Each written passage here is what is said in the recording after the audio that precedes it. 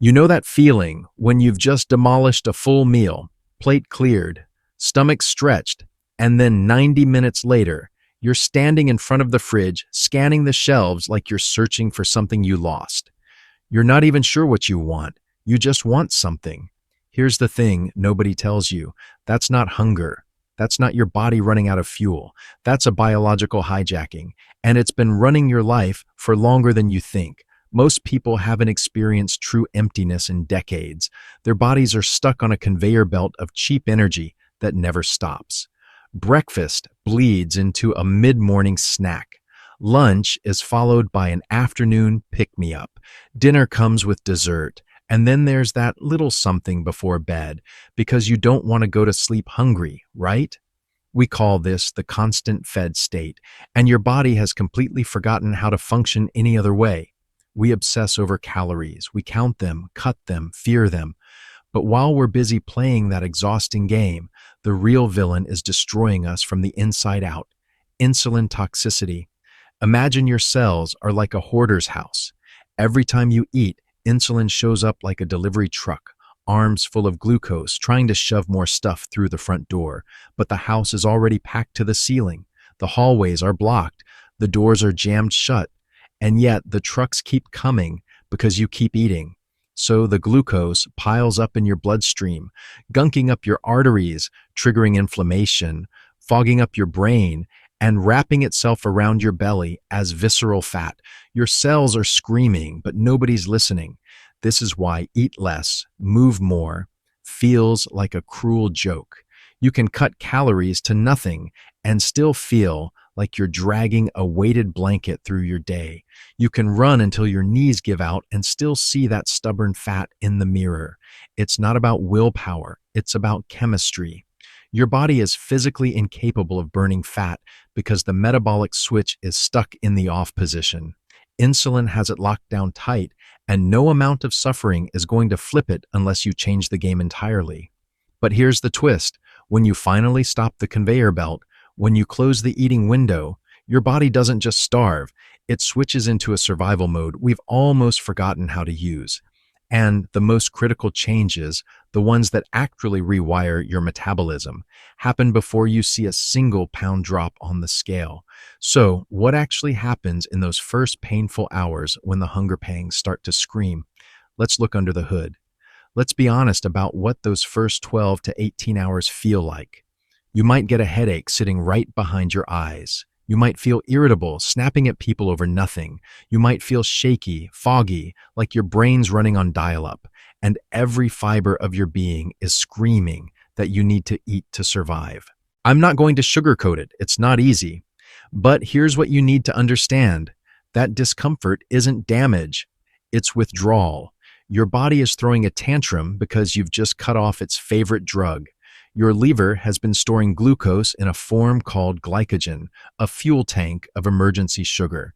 It's not huge, maybe 12 to 20 hours, depending on your activity level. And for years, maybe decades, you've been refilling that tank before it ever gets close to empty. Your body has become completely dependent on that easy access fuel, and now you're asking it to run the tank dry. Let me give you an analogy. Your body has two places it stores energy, the fridge and the freezer. The fridge is your glycogen, quick access, limited space. The freezer is your body fat, massive deep storage with enough energy to keep you alive for weeks or months. But you've been eating from the fridge for so long that the freezer door has rusted shut. It's locked tight, bolted down by insulin, and your body has completely forgotten how to open it. The pain you feel in those first hours, that's not starvation. That's your body learning to pick the lock for the first time in years. And here's something else they don't tell you. Hunger comes in waves. It's not this linear, ever-increasing monster. Science shows us that ghrelin, the hunger hormone, spikes and then crashes. It peaks, you feel it intensely for maybe 20 or 30 minutes, and then it passes like a wave rolling back out to sea. If you've ever skipped a meal and noticed that the desperate hunger you felt at noon somehow disappeared by 1 o'clock, even though you didn't eat, that's why. Your body sent the signal, you didn't respond, so it moved on. It adapted. Around that 16 to 20 hour mark, something shifts. the liver runs dry, the fridge is empty, and your body has no choice but to crack open that freezer door and start pulling out the reserves. This is where the metabolic switch flips, and once it does, the biology of what happens next is so profound, it's almost hard to believe your body was capable of it all along. This is where things get wild. What happens next isn't just about burning fat or losing weight. Those are side effects. The real transformation is happening at the microscopic level, inside every single one of your cells. And it has a name, autophagy. It literally means self-eating. And it's the most important biological process you've never heard of. It's so critical to human health that it won the Nobel Prize in 2016. Think of autophagy as a microscopic demolition crew that only comes to work when the construction site shuts down.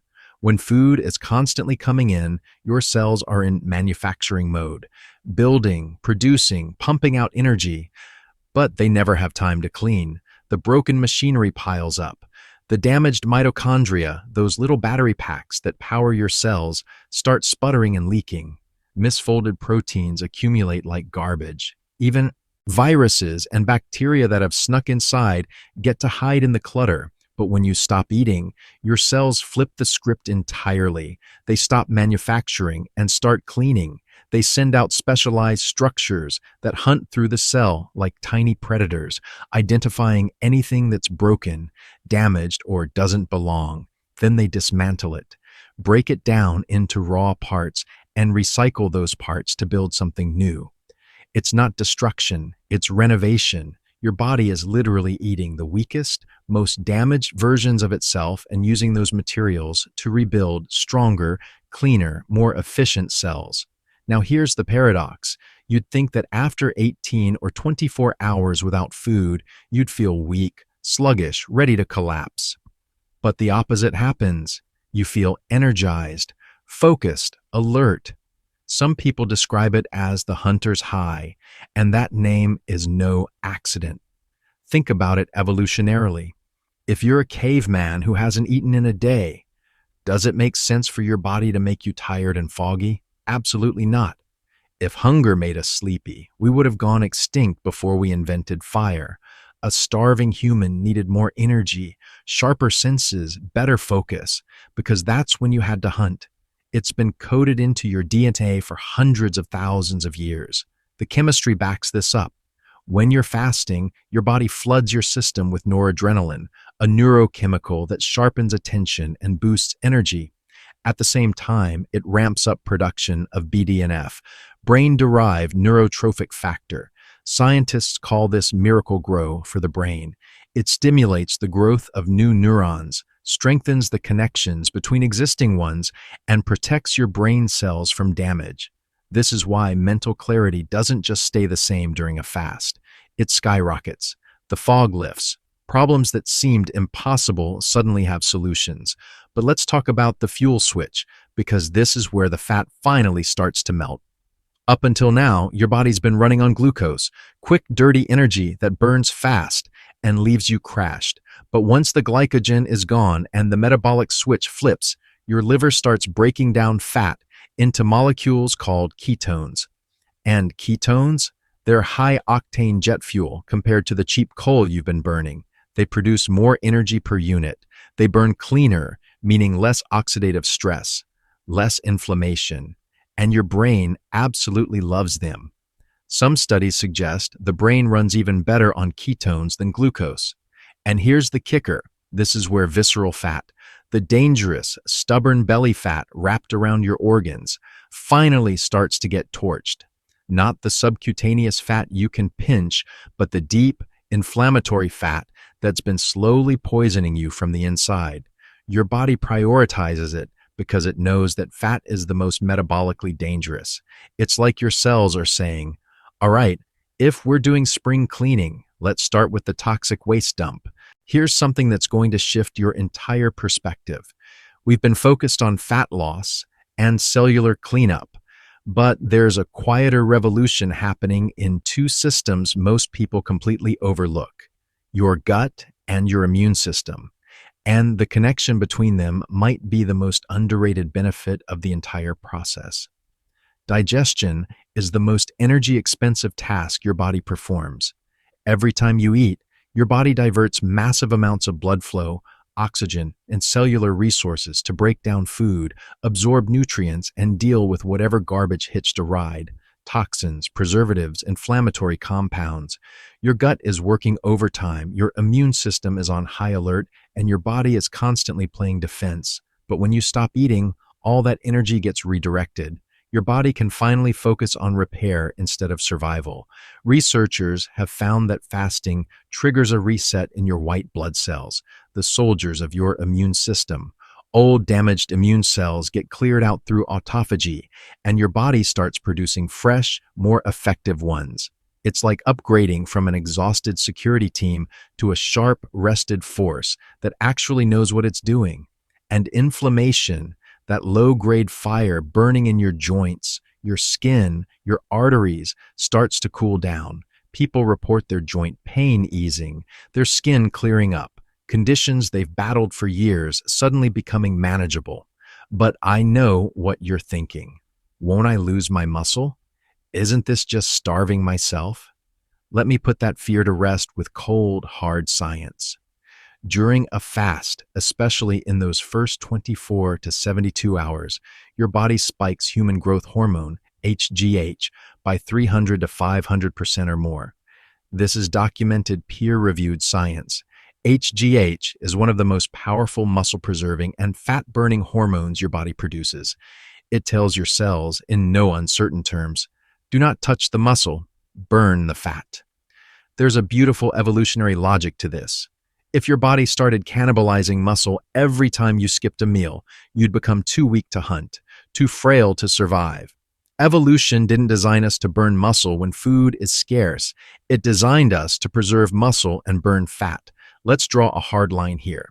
There's a massive difference between fasting and starvation. Fasting is controlled. It's a biological strategy where you have plenty of reserves, body fat, to tap into.